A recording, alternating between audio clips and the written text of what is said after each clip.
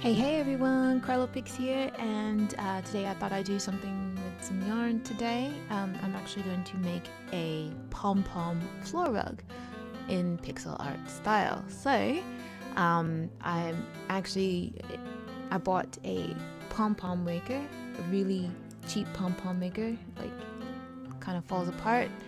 But I wanted all of my pom-poms to be consistent in size, so I thought this would be a good way to do it. So I'll be using that. I've actually got two pairs of scissors this time. One is just regular scissors to cut string and whatever, and this one is actually to cut the yarn off the pom-pom maker, only because they're sharp and they're small, so it's better to get in there with. Oh, I can't believe this is just, it won't stay together. And as my base for the pom-pom rug, I'll be using plastic canvas. And I'll be tying those on. So let's get started making the pom-poms.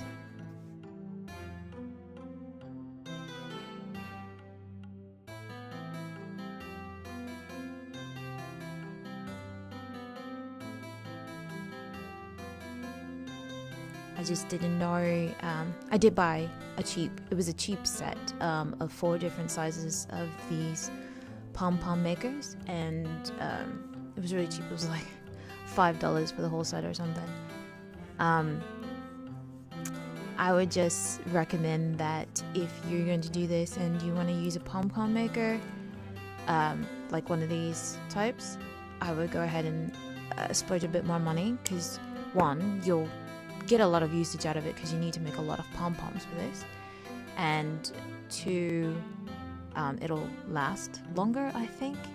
That's just how I feel. This feels like really cheap, crappy plastic design, so yeah, I would recommend splurging, and by splurging I mean $20 instead of $5.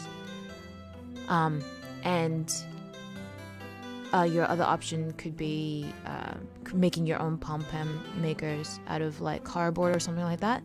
Just make, you know, a few multiples of that, so when it wears out you can just pop on to the next one and make them all the same size and everything.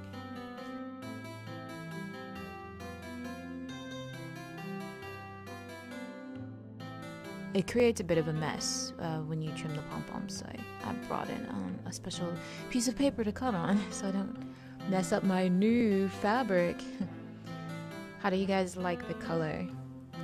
I thought it was supposed to be this nice spring green color. I thought it would be good, but I think on camera it just kind of looks like a pukey green. Let me know what you think in the comments below. Should I get another color? What color do you think I should get? I was in a Salvation Army just looking around, and sometimes you can get cheap yarn there, just saying. I was looking around and I saw a pom-pom rug. Now it was kind of ugly, but I was like, I can make that, that's cool, you know, let me give that a try. And then I was like, of course, hey, what if I make a Sprite out of that?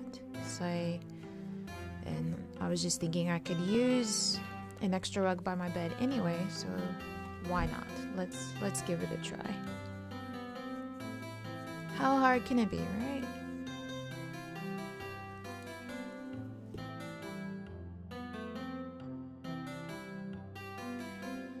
And then I didn't stop to think how many pom-poms were required to make a pom-pom rug. So it really depends on what size rug you want, what size image you're going for, and what size pom-poms you're using. So I didn't want my rug to be too big, and because I was basing my design off of a Sprite, I didn't want to make the pom-poms too big either, so yeah, that's why I went with this size. I thought it was a good size. That being said, I'm not 100% sure what the finished product is going to be like. So it'll be a bit of a surprise, and most likely too big for my table here to show you properly, so I will add in pictures. But yeah, it's all about the craft. really. Like I have so many crafts that I've got no use for, like lots of Afghans and figures and stuff that I've made that I don't do anything with them, and usually they're things that nobody else wants. Like my friends and family, like they're just not interested in it, so I don't have anything to give to anyone really. So I just kind of keep it, or I donate it to the Salvation Army. Particularly anything child friendly or any of the Afghans, I tend to donate those because I don't need them. Somebody could probably use them. Somebody not so picky, or somebody that can appreciate the work that went into it, you know. So this, you can see the black clearly now on my new fabric, my new backdrop. I like using fabric as my workspace because anything happens to it, it's one, easily replaced, or two, easily cleaned, and it's available in a number of designs if you want to spruce things up or change things up for viewability. But yeah, I find fabrics good. I would also suggest maybe having a plastic, like you know how you can get those vinyl type tablecloths. I think it's good to have those underneath as well. So if you are working with something like a soldering iron or a wood burner or something that involves heat, if you accidentally, you know, drop something on the table and it burns through a little bit, it has a few layers before it burns your actual table, is what I'm trying to say. Like those cheap tablecloths, you can get them for $1 or something. They're easy to replace. This fabric, I bought a fat quarter, so that was $3, I think. So again, easy to replace if necessary.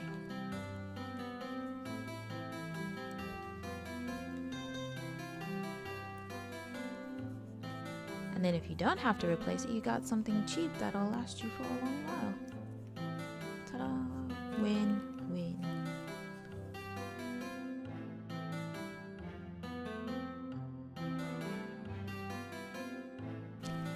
Sorry, I realized my camera was glitching, I guess because of all the string and the grid and everything like that. So once I put the fabric on top of what I was working on, it stopped. So sorry for that. Sorry if it got annoying. I tried to keep most of it out, but a little hard.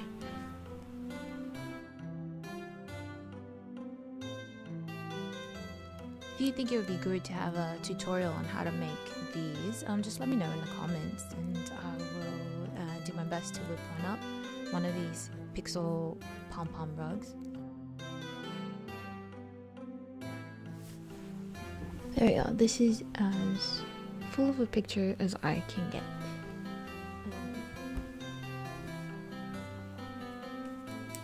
It's not that big, but bigger than what I can capture on my camera currently. But yeah, that's it.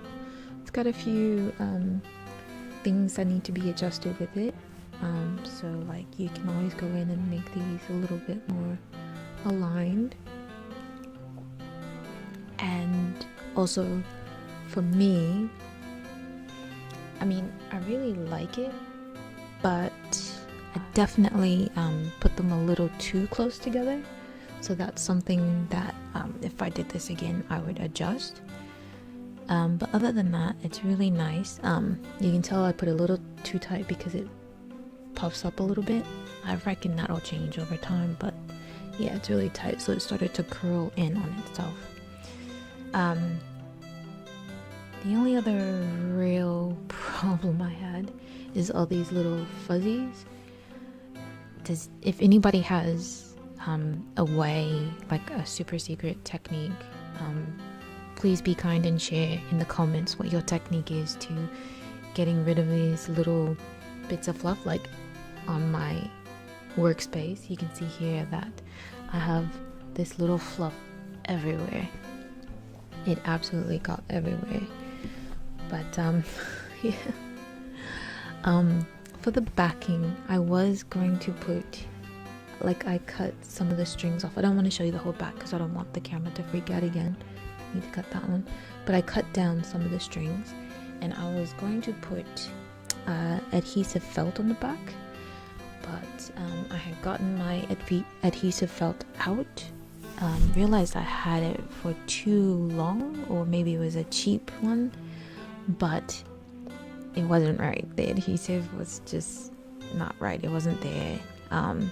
So I'm gonna have to either go and get some more adhesive felt or just regular felt to stitch onto the back, just to cover things up. But other than that, it's all done. It was so fun. I mean, it wasn't a bad time, and I like doing just about any craft, but it takes a while. Not that it's hard or anything, and it does kind of go by quickly, but not quickly enough for me. I have issues with getting bored very quickly. So I don't know, maybe I'll try this again. Let me know in the comments below if you've made one of these and how you went about doing it. Did I do it the wrong way? Is there a better technique that I could have used? Just let me know your thoughts in the comments, please. But to be honest, I really like the way it feels. It's cushy. It feels really good. Like, I can't get over touching it right now. But yeah, that's it. That's the way it came out. It's the question block from Super Mario. I figured it didn't use very many colors, and I had excess black already and orange, so I figured it was a good one to go with. But yeah, let me know if you tried one below in the comments and what your special technique was and what you thought of the experience. Thank you so much for watching, and I'll see you in the next video. Bye!